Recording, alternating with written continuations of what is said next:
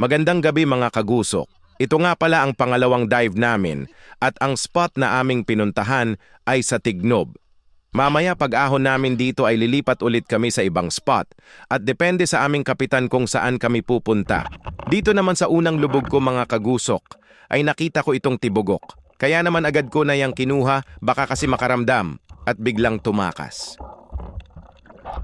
Tapos dito naman, ay nakita ko itong kanos na lumalangoy papalayo sa akin. Kaya naman ginamitan ko yan ng dancing light para ma-hypnotize at hindi na makagalaw. Tapos dito naman habang ako'y papunta sa malalim, ay nadaanan ko itong kamilo. Kaya naman dinampot ko na, sobrang sarap kasi niyan mga kagusok, lalo na kapag mataba, at ang paborito kong kainin ay ang kanyang sipet.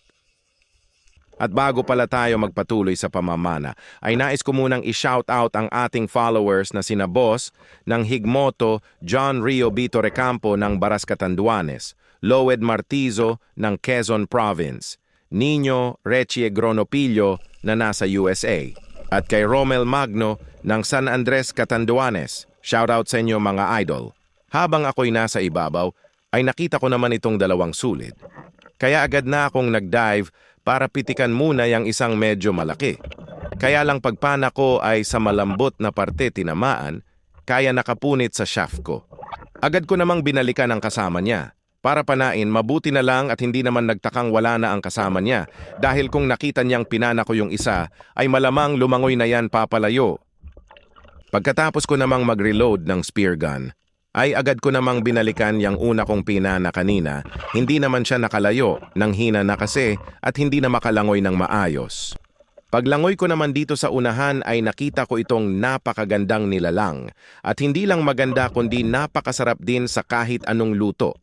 Ang tawag naman nito dito sa amin ay korambotan, bagulan naman sa salitang Tagalog at cuttlefish naman sa English.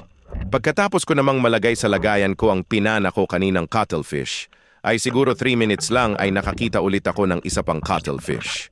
Grabe pinagpala tayo ngayon at masasabi ko na namang jackpot mga kagusok, kwartang linaw na naman bukas.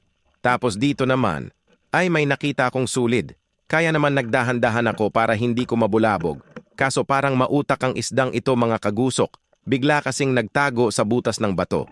Nakakita na naman ulit ako ng isdang sulid, kaya agad na akong nag-dive para panain. Mababaw lang naman kasi yan mga kagusok, nasa 5D pa lang ang lalim. At dito naman, habang ako'y papunta sa bangka, ay nadaanan ko itong cuttlefish, kaya naman sinundan ko yan ng flashlight. At nung makita kong tumigil sa paglalangoy, ay agad ko na yang pinuntahan. Sa ulo ko sana yan papatamaan, kaya lang napababa ang tama, mabuti na lang at hindi naman nakawala sa shaft ko. Paglapit ko naman sa bangka para umahon, ay nakita ko itong napakalaking tibugok. Kinakamay ko lang naman sana yan. Kaya lang natakot ako malaki na kasi at baka ako'y makagat. At dito na rin pala magtatapos ang ating video mga kagusok. Kaya naman kung nagustuhan mo ang videong ito, ay huwag kalimutang mag-follow, like and share. Yun lamang po. Maraming salamat. God bless.